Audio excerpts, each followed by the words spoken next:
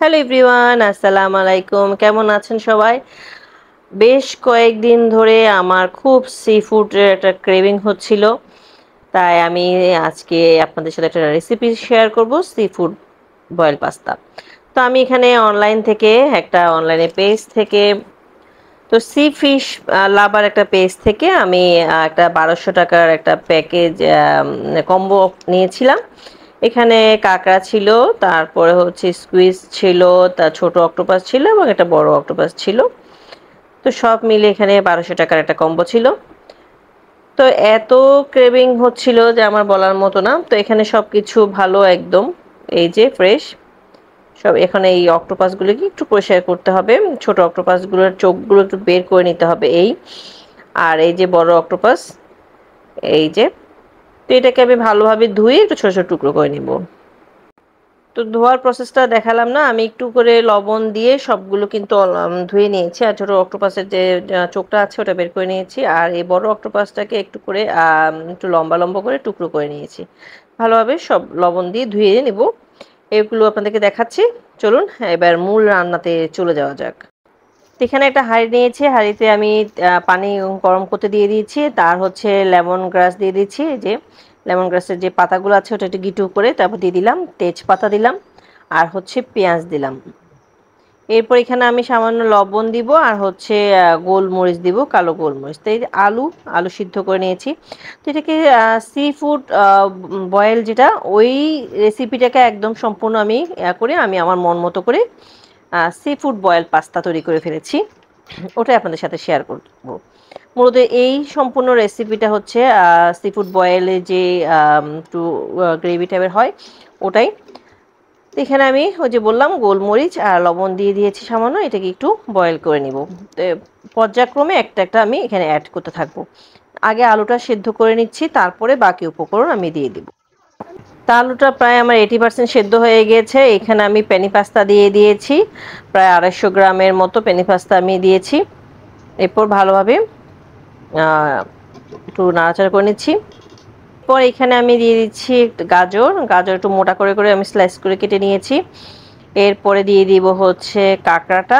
সব ভালোভাবে আমি লবণ দিয়ে পরিষ্কার করে ধুয়ে নিয়েছি। কাঁকড়াটা কিন্তু রেডি টু কুক ছিল, একদম কাটা পরিষ্কার করা ছিল অলরেডি। তারপরও আমি পরিষ্কার করে নিয়েছি মনের শান্তির জন্য। এরপরে দিয়ে দিচ্ছে একে একে এখানে হচ্ছে এই যে অক্টোপাসটা একদম আস্ত দেইনি, আমি একটু লম্বাটে করে কেটে নিয়েছি। সব কিছু দিয়ে দিব। তারপর হচ্ছে স্কুইজটা দিয়ে দিব, ছোট অক্টোপাসটা দিয়ে দিব। এই যে স্কুইজ দিয়ে দিলাম, এরপর ছোট অক্টোপাসটা দিয়ে দিব।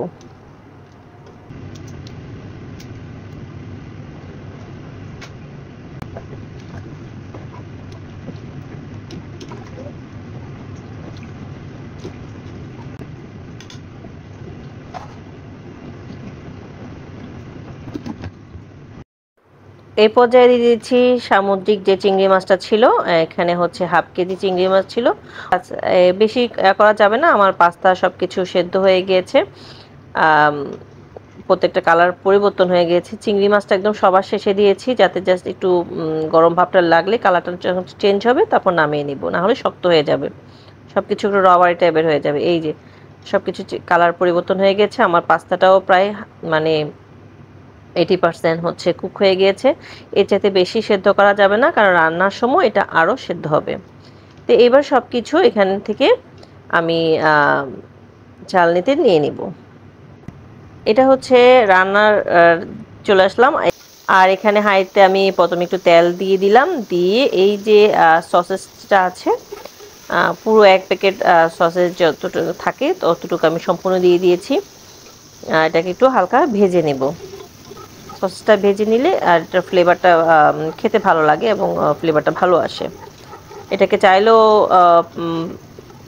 সবার সাথে সবগুলোর সাথে বয়েল করতে পারতাম, কিন্তু ভেজে নিলে এটার টেস্টটা ভালো আসে। এটাকে এখন ভাজা হয়ে গেলে এটাকে আমি এখন উঠিয়ে নিব।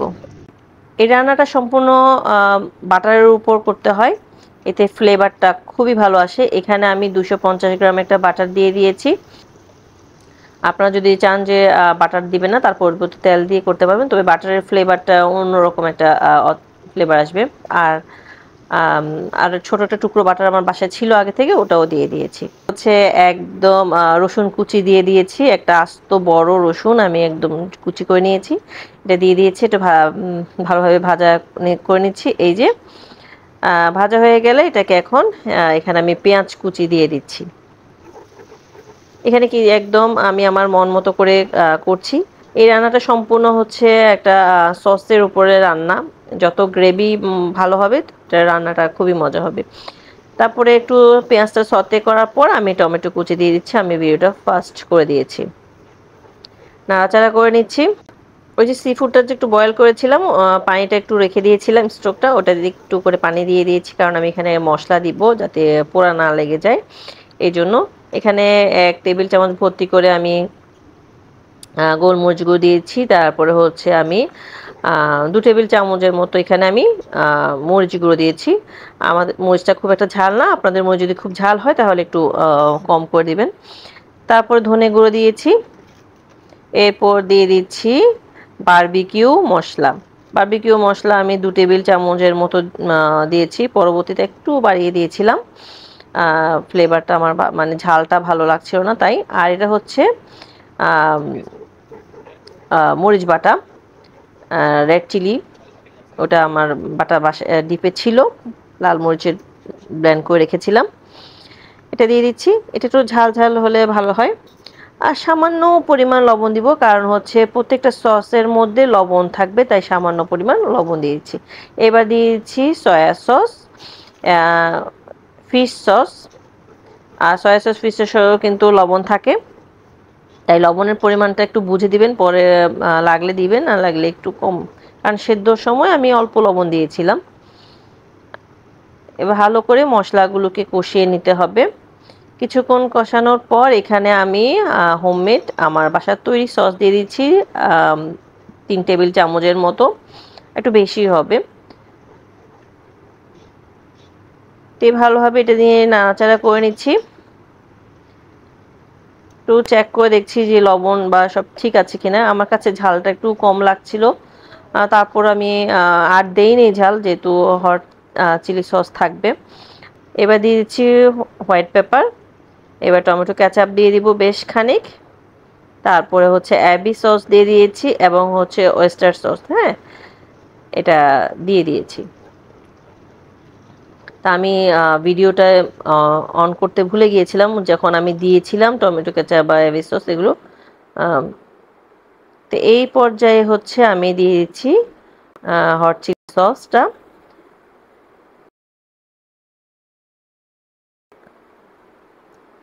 ভালোভাবে নাড়াচাড়া করে নিচ্ছি, একটা সুন্দর ফ্লেভার আসছে। সব শেষে আমি দিয়ে দিচ্ছি এখানে বারবিকিউ সস।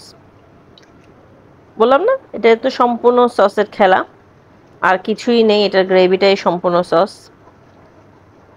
এই যে ভালোভাবে কষানো হয়ে গিয়েছে, লাস্ট বার একবার চেক করে দেখছিলাম সব ঠিক আছে কিনা। তো এই পর্যায়ে আমি সব উপকরণ দিয়ে দিচ্ছি। সি ফুড বয়েল পাস্তা আজকের রেসিপি।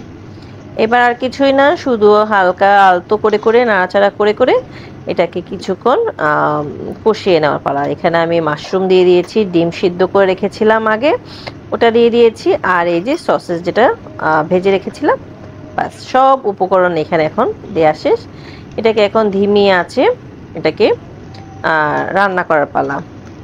তো আমার গ্রেভিটা একটু ভালো, একটু ঝোলঝোলি আছে, একদম ড্রাই হয়ে যায়নি, কারণ আমি এখানে যে স্টোভটা রেখেছিলাম ওটা ব্যবহার করেছিলাম, তাই এটাকে এখন একটু ঢাকা দিয়ে কিছুক্ষণ চুলা ছোট করে করে রাখবো, যাতে প্রত্যেকটা চিংড়ি কাঁকড়া এগুলোর মধ্যে যাতে মশলাটা কোট হতে পারে। হ্যাঁ, ভালোভাবে নাড়াচাড়া কিছুক্ষণ এটা সময় নিয়ে নাড়াচাড়া করে নিচ্ছি।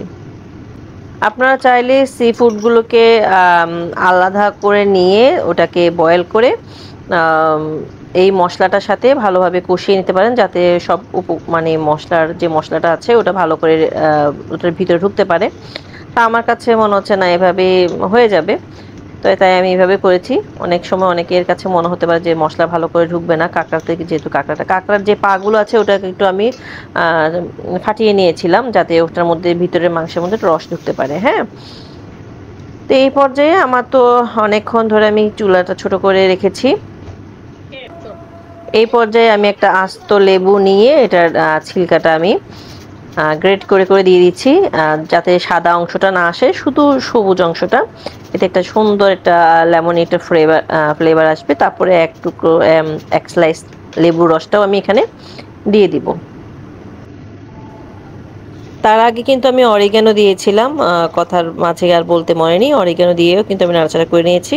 তো লেবুর রসটাও কিন্তু আমি অলরেডি দিয়ে দিয়েছি। তারপরে ভালোভাবে নাড়াচাড়া করে নিয়েছি। চুলার আঁচটা ছোট করে রেখেছিলাম বেশ কিছুক্ষণ। আর এই যে এটার ফাইনাল লুক, একদম গ্রেভিতে একদম মাখো মাখো একটা সিফুড বয়েল পাস্তা। এই যে আপনারা তৈরি করে খেয়ে দেখবেন কেমন লেগেছে। তো এই তো তৈরি হয়ে গেল মজাদার সিফুড পাস্তা। এটা আজকের রেসিপি আমার। আশা করি আপনাদের ভালো লেগেছে। তো আজ এই পর্যন্ত, আবার আগামীতে দেখা হবে। সেই পর্যন্ত সবাই সুস্থ থাকুন, নিরাপদে থাকুন। আল্লাহ হাফিজ, আসসালামু আলাইকুম।